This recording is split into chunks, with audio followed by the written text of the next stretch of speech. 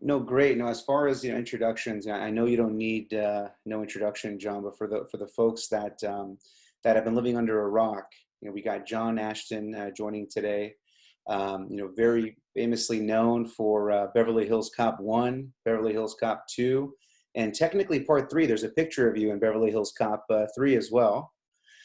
And Why? I'm not in it. I'm there because they had mentioned that you were on retirement out, catching golf balls. Oh yeah, well, we had a that was a weird deal. So they wanted me to do it, and I was trying to do it, and negotiations were kind of weird, and it wasn't the same producers. It wasn't Jerry Bruckheimer, and it was just kind of the timing was wrong, and I already agreed to do Little Big League in Minneapolis, Yeah, so I was committed to that film, and so there was a lot of reasons why I didn't do 3. So they wanted me in it, and I was supposed to be in it, but then when I didn't do it, they put that line in that I was retired. But they're talking about doing 4 now, and hopefully I'll come back in 4. So. yeah. Well, it depends on the script, but I mean, it's in development now. But I would love to do it and love to work with Eddie and Judge again. And we had a great time, and I think we created 2 pretty good movies. So I'd like to do the 4th one. Yeah, because I know the first 2 Beverly Hills Cop movies. The first one was directed by Martin Brest, and then Part 2 Yep, was Tony Scott. So very, Tony Scott, Ridley Scott's brother.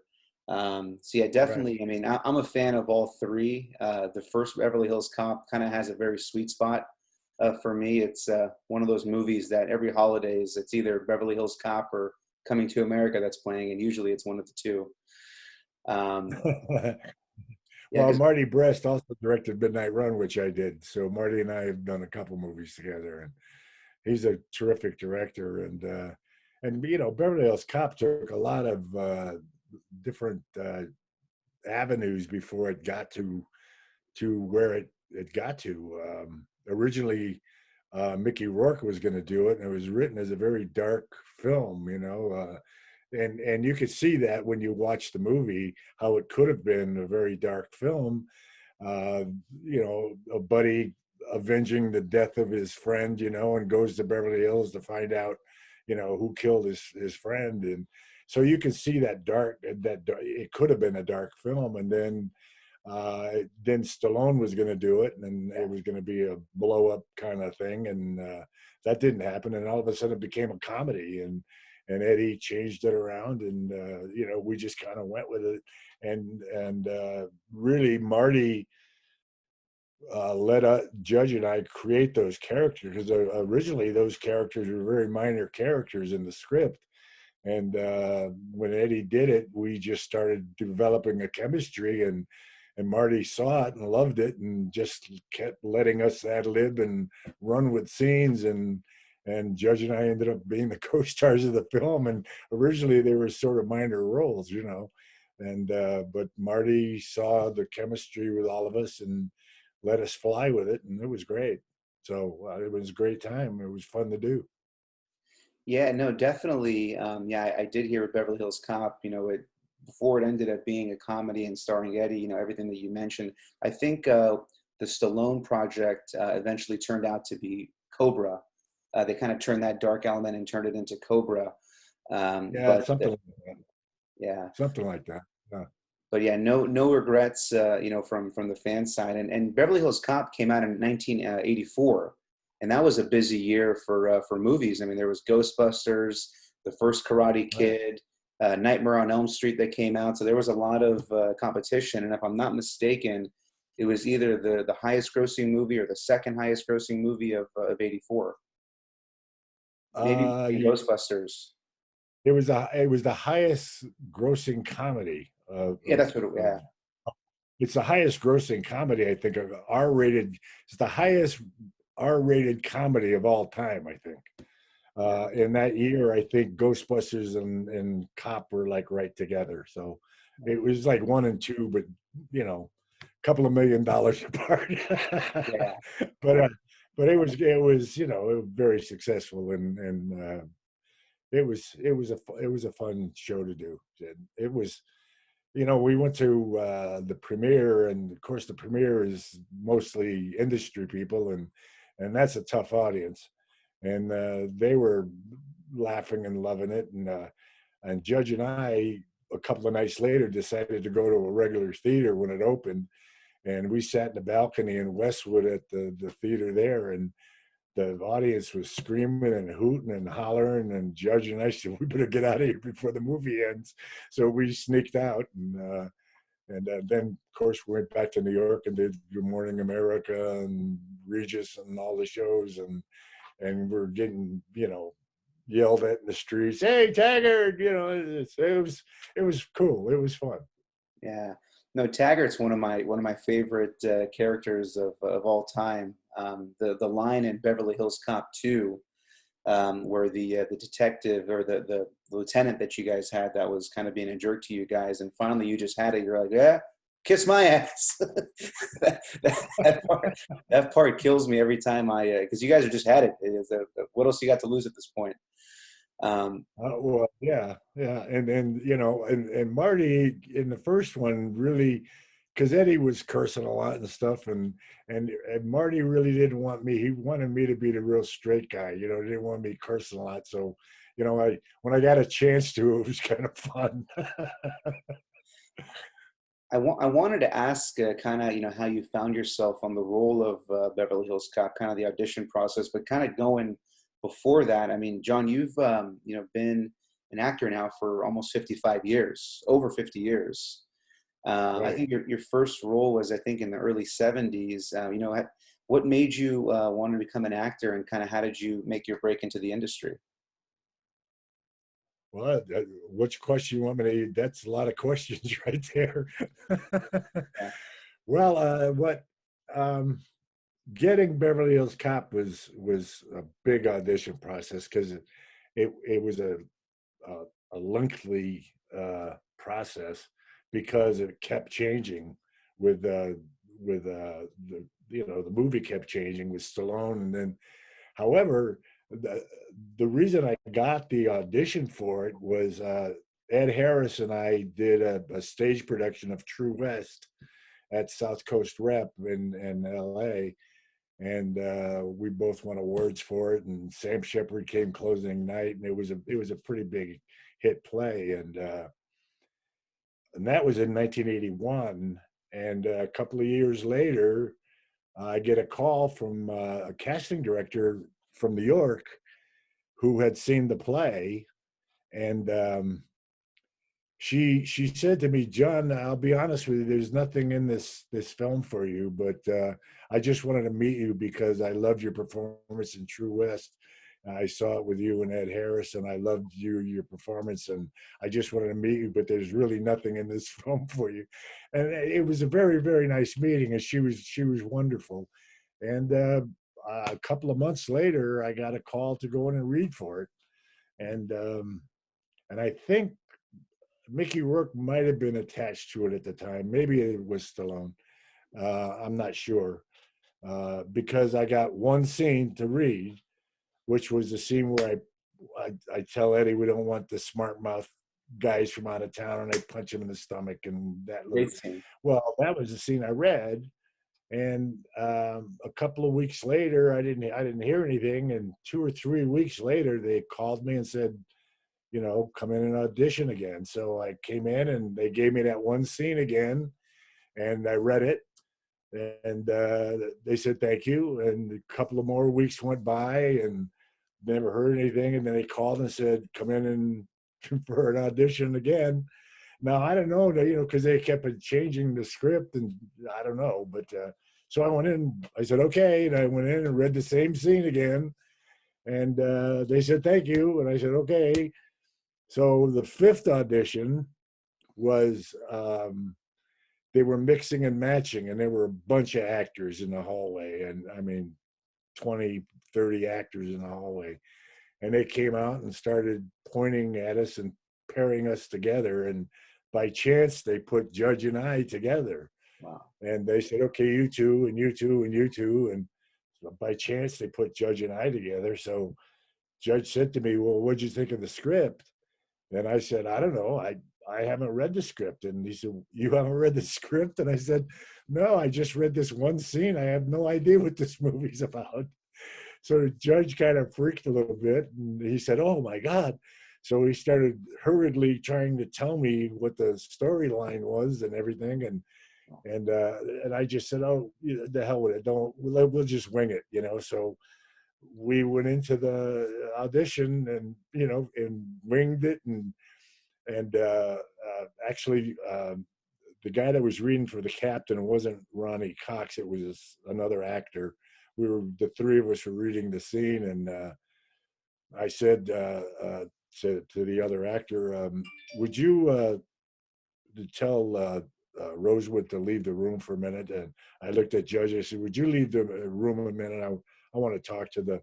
And Judge kind of stood there and didn't know what to do. And I looked at the captain and I said, "Can I get a new partner? Because this guy's a real pain in the ass, you know." And the whole room started laughing, you know. So anyway, we ended up getting the roles. Yeah. So in the process of shooting the film, they had written that scene in the film right near the end of the film. So we were going to shoot that scene, and then where I'd say, "Can I get a new partner? This guy's a real pain in the ass." And Marty came up to me and he said, "Do you really want to shoot this scene?" And I said, "What do you mean?" And he said, "I love the fact that you just keep putting up with him, and you're a kind of a harried husband and a nagging housewife." And he said, "I think you're going to look like a too much of a bad guy if we shoot this scene."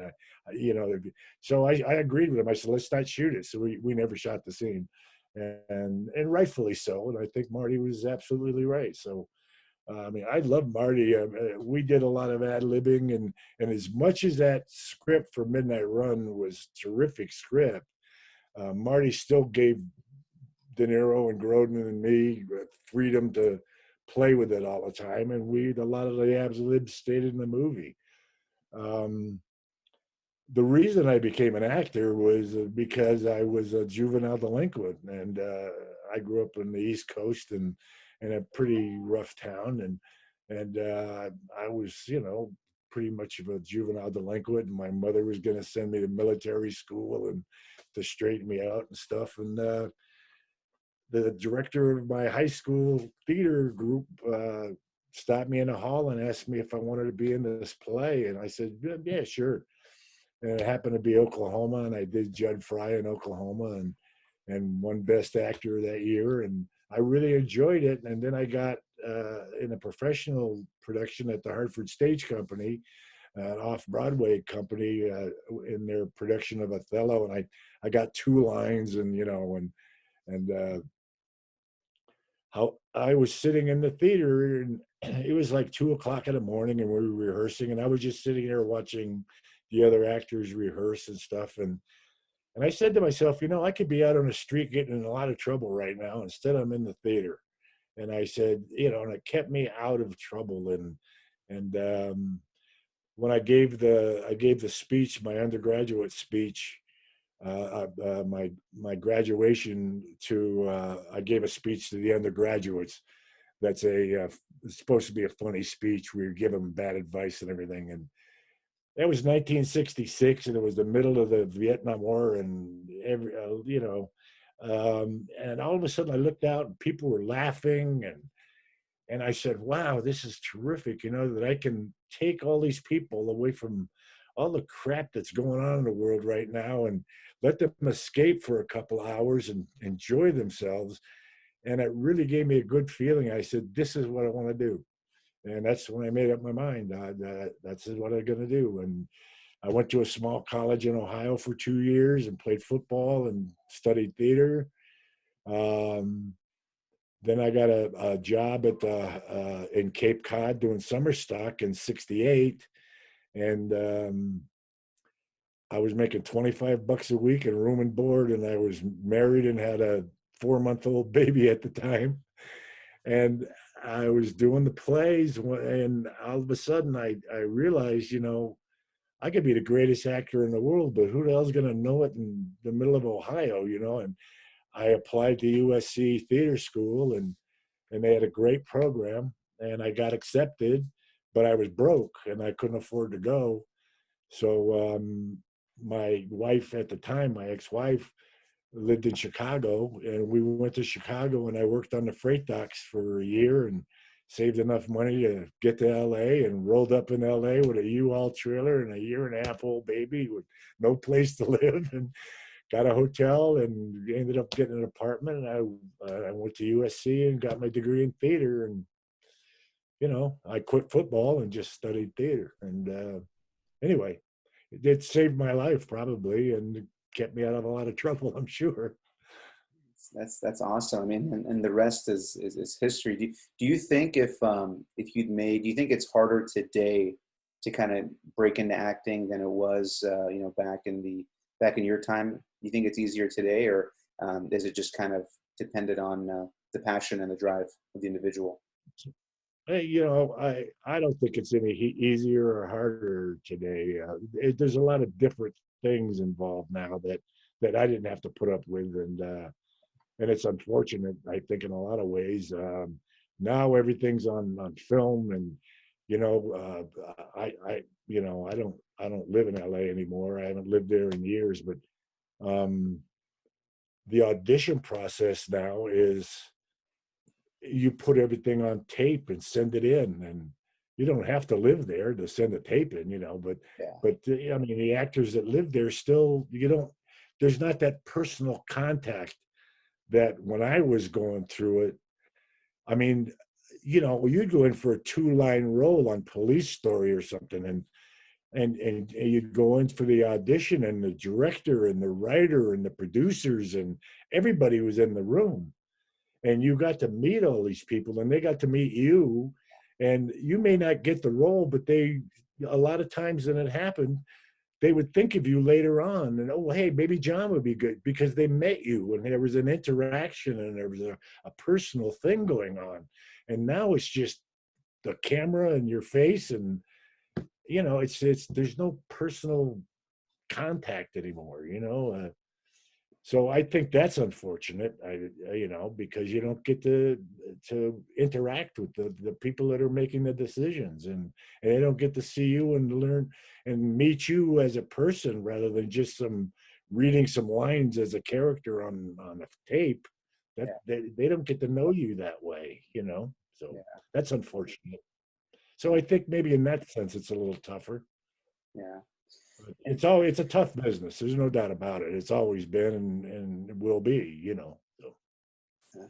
And John, you've done, obviously a lot of the movies that we touched on, but you've also had your fair share of TV series and TV movies. I know another TV series that I remember you for was Hardball with Richard Tyson. I know right. he was in Kindergarten Cop with Arnold. So I always remembered him in that and a few other roles. What, what were your thoughts on that? Was actually, I used to see that show a lot when I was a kid. Kind of what was your thought kind of working on with Richard and that show? Well, it was a hard decision for me to make to do that. I had in '89 I had done Midnight Run. My film career was going very well at the time. Beverly Hills Cop 2 was '87. Yeah. Midnight Run, we shot right after that in '88. It came out in '89. Um, I had just finished doing a film with Gerard Depardieu in Paris, and Midnight Run actually opened in Paris while I was shooting the film with Gerard, who's a big star in France. It was a French film with Alain Resnais was the director, who's a big director over there. He had directed Hiroshima Mon Amour, and I mean, he's so I had just finished 3 months in Paris doing a film with Gerard, and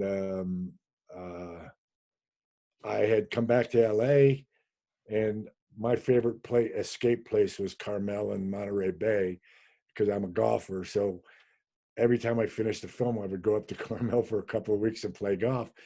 Well, I was up there, and I had all these tee times lined up at Pebble Beach and all these, and my agent called and said they want you to do this TV series, and I said I have no interest in that at all. I mean, my film career is going great, and And every time I went out and played golf, I would come back and there'd be 20 messages, you know, and they sent the script, they faxed the script to the post office in Carmel, and then they delivered it to the hotel room, and I read it, and I liked the script, and you know, I said, hey, you know, I like it, you know, but I'm just not, I'm not interested in doing a TV series. You know, Brian Dennehy was a good friend of mine, you know, and he did a series about the little kid, him and the kid, and he was on the Tonight Show one night, and he was talking about when you do a TV series, when it's over, they ship you to some island somewhere, and he said, I think Troy Donahue's the president of the island, you know, and that's the, you know, I mean, TV series are good in a way, but at the time my film career was going well, and I kept turning it down and turning it down and saying, no, I don't want to do it. I don't want to do it. And, you know, after a while, they entice you with so much money and everything. I just, at the time, I just went, okay, I'll do it. And they guaranteed 13 episodes, and we did 13, got picked up for another 5. And then they put us on against Dallas on Friday night, which was the #1 show. And they put us in this tough time slot. And I said to Brandon Tartikoff, who was the head of NBC at the time, you know, Brandon, give us a decent time slot. Let us build an audience. And he said, you're my best show of the season. I'm putting you in my toughest time slot. So that we got stuck with, you know, a bad time slot. And that's why TV drives me crazy. You know, I mean, some of these people do these mediocre TV shows and they get a great time slot, and then they walk around like they're Laurence Olivier. And I want to say, hey, you know, you got a great time slot. You know, I mean, shut up and go to work and go home. You know, I mean, you can't make too much out of things. You know, you just got to go do your job and let the chips fall where they may, I guess. Yeah. But anyway, I ended up doing it, and you know, and it was a tough grind because, especially an hour show, and they're giving us 80, 90 pages to do in 7 days. I mean, that's how much a film is, and you got 2 months to shoot it, and you're doing it in 7 days. I mean, so I mean, it's a hectic schedule, and you know, I like to do stage and films, and you know, I mean, there's some great series now on Netflix and Amazon and all these other things, which are really good, and they're shot like films, you know. And so I'm not opposed to doing something like that if it's right, you know. But it was a pretty much of a grind, and you know, it, Well, but I counted. nothing. I remember that show, and I still count that as you know, one of the shows I grew up watching. But yeah, I'd hate myself if I didn't. You know, we were shooting out on location one time out around Santa Monica, and it was at night, and a couple of ladies came up to me and said, Will, we love your show. We love your show. You know, we watch it all the time. I said, oh, well, thank you. They said, well, we actually watch Dallas and tape your show and then watch it later, you know. And I said, why don't you tape Dallas and watch our show, you know? I mean, television is all about ratings, you know. It doesn't matter if it's good or bad. If it gets good ratings, it's on. If it gets bad ratings, it's off. It doesn't matter whether it's good or not, you know. So that's my beef with television, you know. It's all about ratings and numbers, and it has nothing to do with quality, I don't think. What do I know? Yeah, no, I'd hate myself if I didn't jump into a few Midnight Run questions. And I know we talked about it, you know, briefly a little earlier, but I mean the cast, you know, Robert De Niro, Charles Grodin, Joe Pantoliano, Dennis Farina. So I know you worked with Martin Brest before, but kind of was that role kind of already given, or did you already have to audition for that role, or? Well, you know, the funny thing is, you know, agents, I have a hard time with agents anyway, but I was actually at a play that a friend of mine with Joey Pants was actually doing, and in L.A. And at intermission, an actor friend of mine came up and he said, "Well, you're going to do Midnight Run, aren't you?" And I said, "I don't know. I haven't even read it. I don't know anything about it." And he goes, "Well, you're perfect for it, you know." And so I called my agent and I said, "What's the deal with Midnight Run?" "Oh yeah, you know, you should go in." And then I find out Marty's directing it. And I go, hello to, Marty's directing it. And this actor friend of mine tells me I'm perfect. And he had read the script.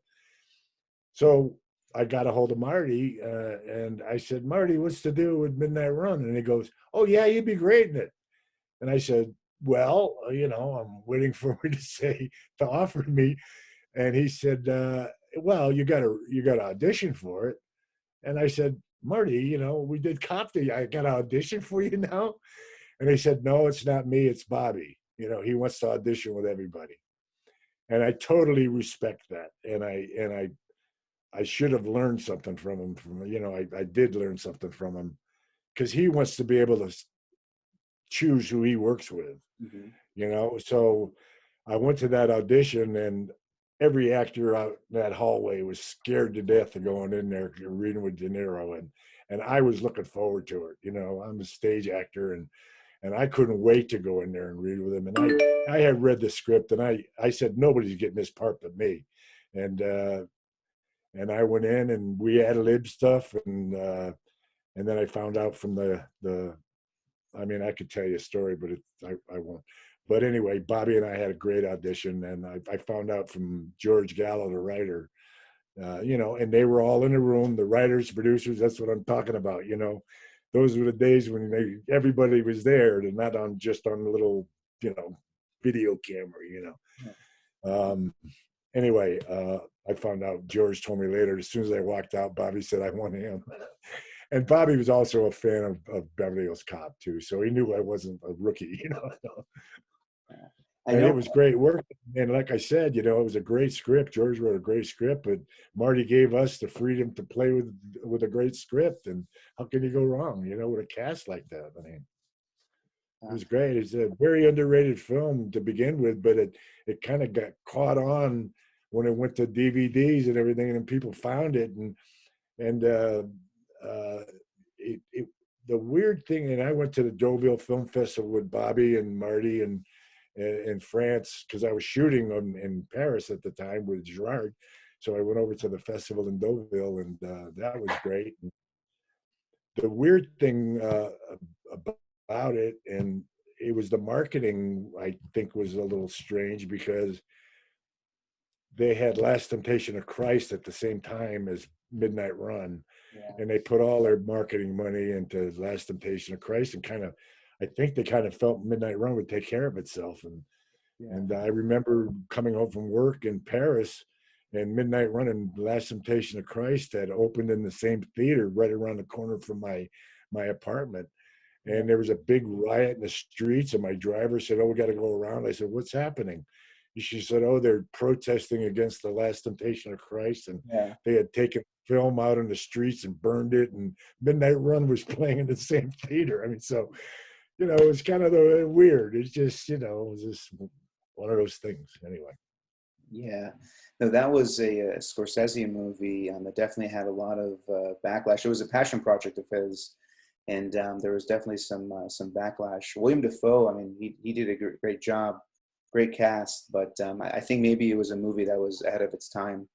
But and I'll tell you a weird thing, where we were talking about Deauville. When Bobby and I would get up to do the Q&As, Bobby and me and Marty would do the Q&As.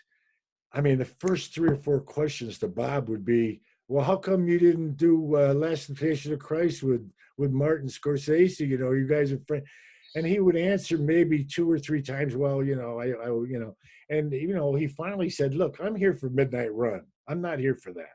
Yeah. And he had to finally stop them from, because that's their leading question, almost every audience we had. And he would have to say, look, I'm here for Midnight Run. I'm not here for that movie. Yeah. So it was kind of tough. Anyway. Yeah, Robert De Niro, Marlon Brando, Joe Pesci. I mean, these guys are known for their, kind of, basically kind of going off script and kind of ad-libbing, their lines. And De Niro is like, one of the pros at it. And you mentioned that you and Judge were able to kind of do that in Beverly Hills Cop. Do you think that gave you a good enough practice by the time you were doing that with Robert De Niro to where it was just seamless, or was it a learning opportunity for you? Well, I had started doing theater, back in the back in the 60s and the Yeah. 70s. So, you do a lot of ad-libbing and, do a Yeah. lot of improvisation in Yeah. theater. Yeah. And, I got my degree in theater and we studied improvisation. And so I had done it a lot of times before I ever, had to do it.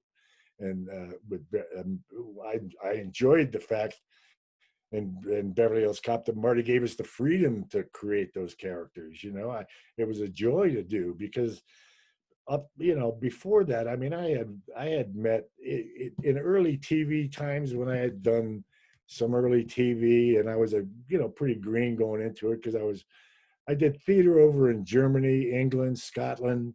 I did the Edinburgh Arts Festival, did Cape Cod, summer stock, and then I had a lot of stage experience, and then I started doing TV stuff in the early '70s, and it was just a strange transition, and of course I was doing minor little roles in the beginning before I started doing guest stars, and they were very strict about don't say this and don't say that, and you're going to upstage the star. And so I was like, okay, I'll just sit here and say my two lines and shut up, and so it was great to be able to finally have some freedom to create something. Yeah. I mean, I remember, and I won't say any names, but I remember I was doing a scene with the star of the series, and this was like 73, 74. I was like doing the scene and I was scribbling on a piece of paper, trying to write notes of what he was writing. And the director said, cut. And he comes over and he goes, don't do that. And I said, don't do what? And he goes, yeah, you're writing on the pad over there. Don't do that. And I said, I was just trying to, do something in the scene, rather than sit here. And he goes, well, you're taking away from so-and-so. And, so I was upstaging the TV star, it's like, so, I mean, that was frustrating in the beginning. I mean, it was always just a command, say your line, shut up and get out, so it was nice to be able to develop into a character.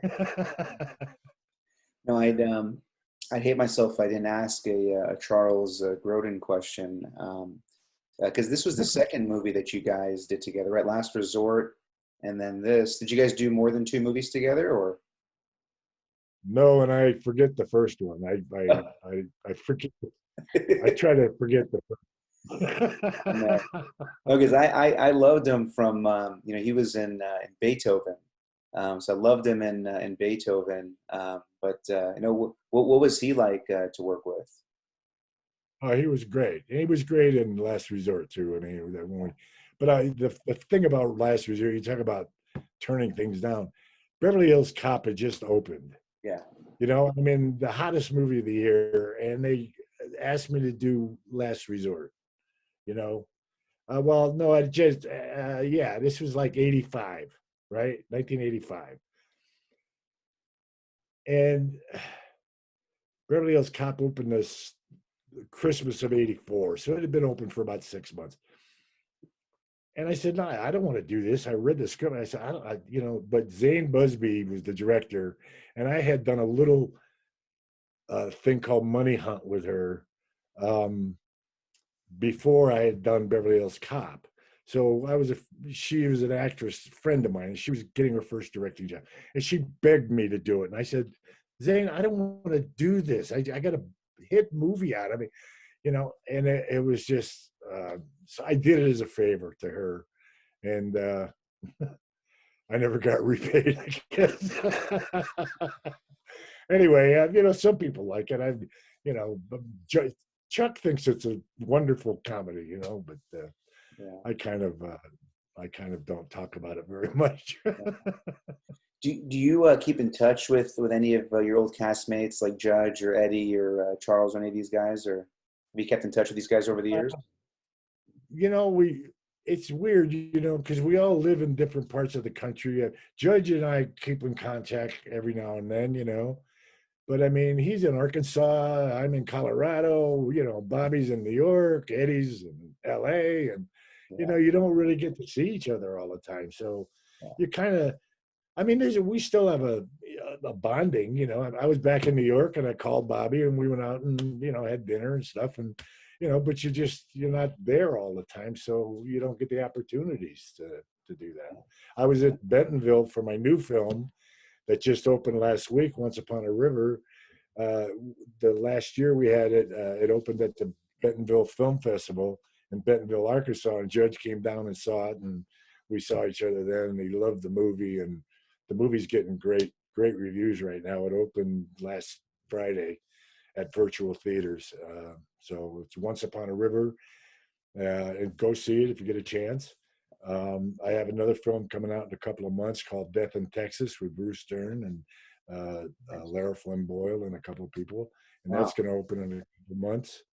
And at the end of this month, a movie I was supposed to start shooting in March was delayed because of the virus, called Lonesome Soldier. I'm going to be shooting that at the end of October. So my plate's pretty full right now. So, and they're talking about top 4. So yeah, we'll see what happens. Well, that kind of leads us into, so I got some questions from the fans that I wanted to ask you, and I promise they're all nice questions. And you kind of just started the first one that I got, will Taggart be back in Beverly Hills Cop 4? Well, like I said, I talked to Jerry Bruckheimer about a week ago, and they're writing it now, and it's in development. Jerry said it's in development. That's all I can say, So hopefully I will. Hopefully, Eddie in the second one. Eddie says, "Hey, we're the Three Musketeers." I mean, he says it in the second one. That, and the Three Musketeers were kind of broken up in the third one, and that's why it was a little, I thought, disappointing. Then the script was that way, and anyway, hopefully the Three Musketeers will get back together in 4. So, that's all I can say. That's all I know. I'd like to do it. I mean, you definitely stole the show from the first scene that you had, but the scene in the strip club, everyone just fell in love with you in that scene, especially when you guys started bonding together and you took down the 2 guys in the club. That was just you just knew right away this was special. You know what? That was the first. Money Hunt thing I was talking about. I was finishing that Money Hunt thing when we started Beverly Hills Cop, and that was the first scene we shot. That's the first time we all met. Well, Judge and I met in the audition, but that was the first time Eddie and I had met, and that was the first scene I shot in the movie. Was the strip joint scene. Oh. That's one of the best scenes out of the entire series, was that scene, because then that's when you guys all kind of formed, and then you guys already took down both guys, and then Rosewood just comes up and like he's the one that closed everything. Well, you know what? And that was the first, like I said, that was the first time we all met and got together, and that was the first thing I shot in the movie. And maybe Marty saw that chemistry in that scene, and that's why he kept developing our characters to make us more important in the film. Yeah, it is a good scene. It's a very funny scene, actually. But. Yeah, Beverly Hills Cop 2, I mean, had a lot of guest appearances. I mean, you had Hugh Hefner. I want to say it was Chris Rock's first movie. He was I think the driver in the beginning, where Eddie gives him the truck. Here you go to go park. What was it like? The cement truck, yeah, yeah, and also Bridget Nielsen was in that movie too. Stallone's ex-wife. From Rocky IV. Kind of what was it like, kind of working with that cast? Well, Chris and I had no scenes together, so we didn't even meet, really. Yeah. I mean, I wasn't working that day, I mean, he had that one scene at the mansion.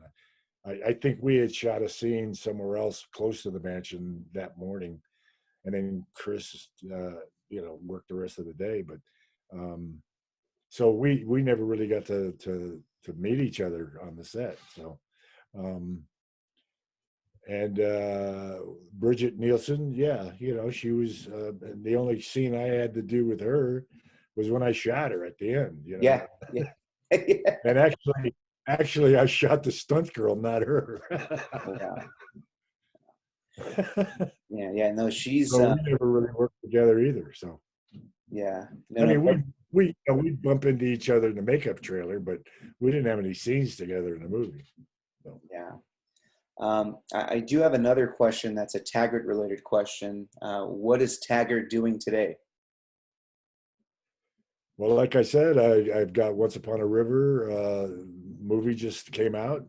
Death in Texas is coming out in a couple of months. Yeah. I'm getting ready to shoot Lonesome Soldier at the end of this month, and that'll be out next year sometime. And hopefully, Cop 4 will start up in the spring. Who knows? Well, And in the meantime, I play golf.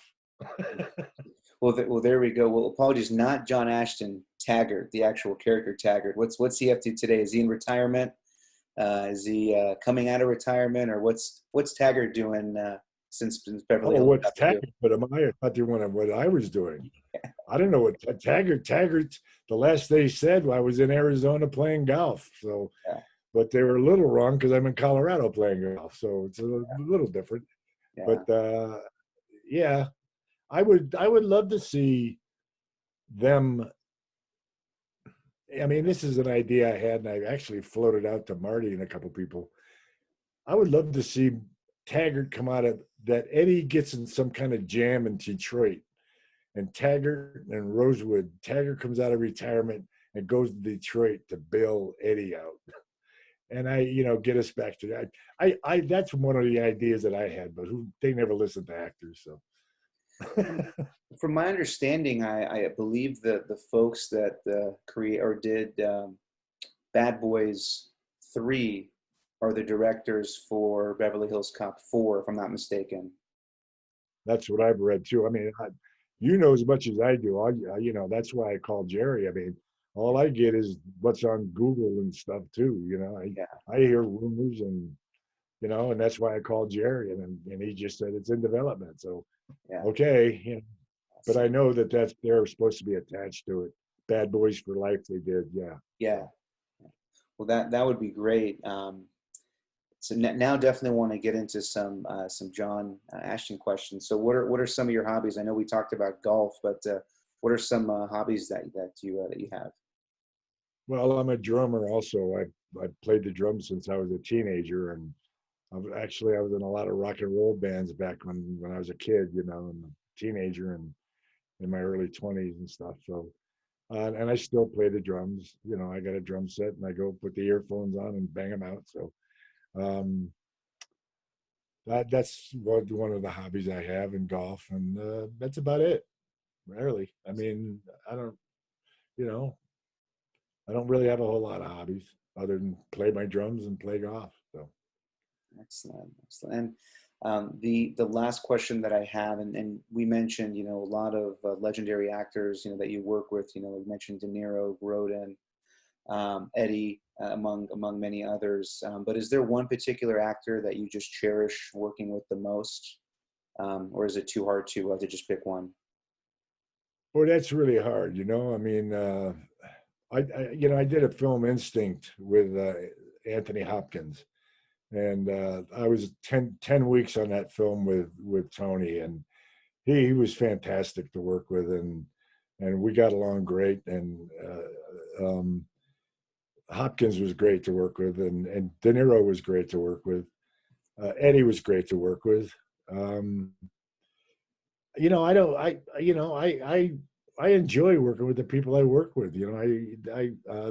Gerard Depardieu was fantastic. I mean, they're all different characters personally, but they're all got their fun things to work with. So I enjoyed all of them. Yeah. And I wouldn't pick one over the other. They were all fun to work with in a different way. You know. Um, uh, anyway, yeah. So There's some that I would like to work with. There's a few new actors I'd like to work with, but maybe that'll happen. But I enjoy my work. I really do. Somebody asked me, when are you going to retire? And I said, to what? When I work, I love what I do, and when I'm not working, I play golf. So what the hell am I going to retire to? So I'm not going to retire. I'm never retiring. you should not retire. No, definitely. We need to have at least three more Beverly Hills Cops before you decide to retire. Well, yeah, that'd be great. Well, I play a very, very different character in Once Upon a River that just opened. I play a hermit that lives on the river, and it's a very different character. He's a kind of a grumpy old guy, and in the lead lady now, Kennedy De La Serna, that was her first film, and she's wonderful in it. And she and I have a great relationship in the film. And I said to my manager saw the film and he flipped out and he just said, "Wow, what a great performance!" And he was all excited and stuff. And I said, "Well, I'm finally getting old enough to play the roles I did in college, you know." So, because I always did the character roles in college, you know, but all the other good-looking guys got to do the lead good-looking stud guys, and I was always playing Boss Finley or the mayor of the town or something, you know. So anyway, I made a joke about it. I'm finally getting old enough to play the characters I played in college, you know. So. Was there a role, John, that you passed that you regret not taking? No, you know what? I've been asked that a couple of times, and I can't think of any. I really can't. I can't think of a role that I really wanted that somebody else got, because usually the ones I wanted I got, because like I said, Midnight Run, I was in there and there were 30 people out there reading for it, and I said nobody's getting this but me. And You're perfect for it. Perfect for it. yeah. And I had a blast reading with Bobby. I mean, our audition was pretty funny. So anyway, no, I can't think of anything that I mean, I can think of things in my career that I regret, but not roles that I regret. So I was saving this question till the end because I know you mentioned a crazy story from Midnight Run that you didn't want to share, but I wanted to see if I can try to get it out of you.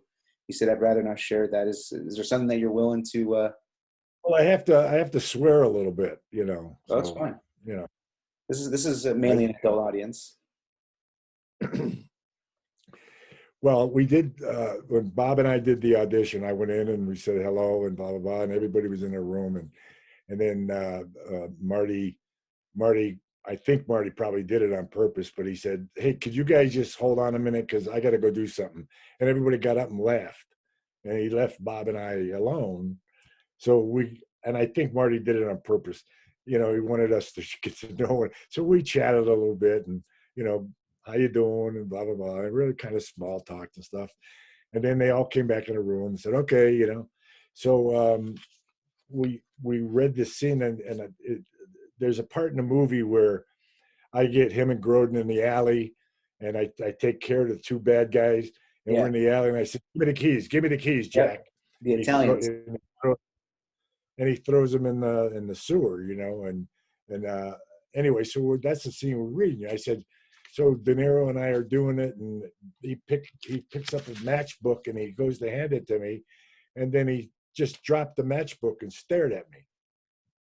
And I looked at him, I said, fuck you. And he said, fuck you too. I said, go fuck yourself. So and I know he wanted to see if I would pick it up. And I looked at it. I did. I mean, we did it in character, Yeah. So, and I'll guarantee you, every other actor probably picked it up. They handed it back to him, and I just looked at it and said, "Fuck you." And and then they all there. Everybody was laughing, and then that's when George told me later. That's when I walked out. Bobby said, "I want him," because I think he wanted somebody to stand up to him. He wanted to challenge that. Yeah. Pull and tug thing going on, which was and believe me, Dorfler in the beginning, in the original script, was a real nasty bad guy. I mean, he was really ugly, and I found the humor in him. Yeah. I had an actor friend of mine that told me years ago, and gave me the greatest advice I ever got: don't ever play a bad guy like a bad guy. And I said, what do you mean by that? And he said, do you know anybody that when they're kids, they say, when I grow up, I want to be a bad guy? He said, you're not a bad guy. You're just doing your job. Mm-hmm. And you sometimes end up being a bad guy by doing your job, but just you're a guy doing your job. And that's how I approach Dorfler. Jack, you're in my fucking way. I'm trying to do my job. Get out of my fucking way. And that's what Bobby wanted, that push and shove, and so I brought a little humor to that, It was just, I didn't play him like some nasty old bad guy, I just played him straight. And it's like, hey, I'm trying to get a job here, So in the original script, Dorfler was killed in the original script of Midnight Run. In the scene in Las Vegas, when I showed the two bad guys the picture of Grodin with the towels in the motel, Hmm. and I said, "Here, I got him back at the motel," and they see the name of the motel on the Yeah. towels, so they know where he is. Yeah. Well, in the original script, they shoot me, they kill me Oh, because I wow. say, "Hey, I wanted 1 million, now I want two," and blah blah, and they just go boom, and they blow me away. Wow. Well, we had been shooting for about a month on the road, and Marty had seen the character develop the way I was developing the character instead of this ugly bad guy. And Marty just made a decision. He just said, "We can't kill Dorfler. The audience will hate us if we kill Dorfler," Yeah, you no, know. it would have been So, worse. Yeah. so I mean, we were, I think, shooting in Arizona at the time, and Marty came up. He said he got George Gallo flew to the set, and he said, "You rewrite the ending." So they had to keep me alive because Marty said that we can't kill Dorfler. So George put me at the end in the airport and screwing everything up at the airport, and which was originally not in the original script. They so we got to the scene with the two bad guys with Bobby and Richie, and Marty goes, "Hey, wait a minute. This is where you're supposed to get killed." He said, "Now now you're not going to die. So what do we do?" And I said, "Just have them knock me out." That's what and Marty goes, "Oh, great idea." So now in the movie they just go boom and they knock me out, and I live. So No, you a little make bit of oh, inside info there. So that's all. I mean, you make a really good point. I mean, you're no more of a bad guy than De Niro's role. You guys are both bounty hunters, right? It's just, one gets the and we job first. we keep getting in each other's way. We're trying to get the bounty on them. Yeah, So and the audience as well too. I mean, there was a motivation, for you as well to kind of have a happier ending. Like it was, you were kind of getting the shit end of the stick. You were right. getting job two, and you were getting a lower bounty at first, and it was just you make a good point. I mean, that there's a lot of bad guys in movies, and you want to root for the bad guys in some time, and in many of the cases, and when they're played right, kind of like how you Right. did in Midnight Run. No, that was awesome, and Well, I would have been disappointed if you had been killed. that's what Marty hit the nail on the head. I think he was very right in that. I'm glad he did it. But when in that scene when we're getting shot at the helicopter, and Bobby and I are standing there, and I say, "How much you getting?" He said, "I'm getting 100. How much you getting?" I say, 25. And he goes, "Oh, I'm getting 100." And I go, "Son of a bitch." Yeah. So I after I was allowed to live in the film at the very end. Um, I went to the producers and I said, "Hey, how about at the end of the film, uh, when Bobby's goes to the cab, instead of going to a cab, he goes, Dorfer pulls up and he goes, 'Hey, Marvin, I'll give you 25,000 for a ride downtown.'" So Marvin at the end gets his 25 grand, you Yep. know? Yep. And they said, "Oh, what a great idea, but we already shot that scene. They'd already shot it." Yeah. So, they couldn't do it. But I thought it would have been cool for he just got the what 300 grand Yeah. from the Duke, so Dude. he gives Marvin his 25 grand for a ride downtown. I thought that would have been cool, but they'd That already shot that in. So, Yeah, and I know Midnight Run had some straight to TV sequels, which weren't really relating too much to the original movie. But there was also some talks, I think, about 8 years ago about a true sequel to Midnight Run. But I think that just started to die. I don't know if you heard about that, but they were talking about making a true sequel to Midnight Run. I'm sure it would have included you as well. yeah, I read the script a couple years ago. Yeah. I read the script, and Wasn't it never happened. I happened to be in LA at the time, and Bobby was in LA, and he had flown in, and I was flying out the next morning, and they wanted to have a read through of the script the next day, and I already had I was flying out the next day, so I read the script and I called and I just said, "Hey, I can't. I got a flight," and then Dorfler and those guys had very minor roles, and it was all about Broden's son and Bobby's son, and it was a weird script anyway, so Yeah. it never got done. Well, that I shouldn't say that. They may do it. I don't know, but I mean, I flew his son somewhere, and I can't remember the whole thing. But anyway, And John, your you know, upcoming. it'd be cool if you know, it'd be cool if they did it. But you know, you got to bring the same people back. You know, Yeah, you can't make a whole new movie out of it and have the original people play little minor roles in it.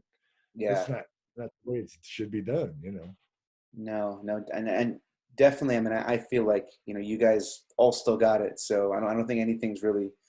It'd be funny to see you guys kind of pick up the same beefs from back then in a true sequel. Yeah, I remember I was talking to George Gallo, who wrote the original one, and he had an idea that to open it, he just had the opening. He thought this would be a cool opening. It opens in a coffee shop with Jack. Finally got his coffee shop that he wants. So he's sitting at the counter drinking coffee, and Marvin's cooking in the kitchen, Oh wow, and that would then be great. and then he can and then Jack gets a phone call, and then he says, "Hey, Marvin, I got to leave." And then Marvin knows that he got a job and he's going out. And then Great start.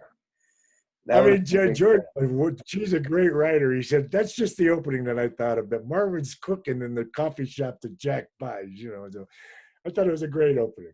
That would be awesome. That'd be awesome. And um, John, I can talk to you for hours about all these are all some of my favorite movies and shows growing up. I do want to be respectful of your time. Your upcoming projects that you have coming out, are these all going to be? Are they going to be in theaters, or is it like Amazon streaming or all video on demand, or how can fans watch these movies? Well, Once Upon a River opened Friday, and it was supposed to open in theaters, and because of this, it is in theaters in Canada, Okay. but in the United States, it's in virtual theaters. Okay. So if you go to www.filmmovement.com/Once Upon a River, you'll find a link to go to the virtual theaters. Then you click on the theater. You can go to any theater in the country and just click it on and you rent it for $12, and the link's good for 3 days, and you can watch it at home. It's on virtual theater. So Awesome. that's how we're doing it now. And then it comes out and it'll start streaming in January, I believe. So fans So can see that it now. but it's a very good movie, and I'm very proud of it. It's a small movie. It's an independent film. It's very quiet. It's like reading a play, and I was so excited to do it. And we shot it in Antioch, Illinois, and it's a great little story about the Odyssey. It's kind of a Huck Finn, kind of with the girl, you know, very self-sufficient, going up the river and on an Odyssey, and the people she encounters along the way, and it's just a nice little film, and I hope people go see it. No, I'm going to see it tonight, and definitely recommend everyone to go see it. So it's available now in virtual theaters. So yeah, no need to wait till January. And we all want to watch movies now, so it's great that we can go to virtual theaters And as you well. know, the cool thing actually about the virtual theaters is you buy one ticket and Yep. the whole family can sit and watch it. Yeah. Where if you went to the theater, you have to buy 5 tickets if you brought a family with 5 people. This way, you only have to buy one ticket and everybody can see it. So that's kind of the advantage of it, I guess. That's awesome. So, but I'm very proud of the film, and and please go see it. It's a nice story, and a nice the relationships in it are wonderful, and I'm very proud of it. And so go see it.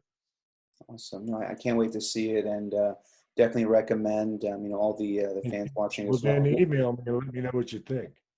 No, I Email will. me and let me know what you No, no, I think. will. I will. I'll give you my honest opinion, and I'll include the link. Once we share this as well, so folks can go on and see it as well.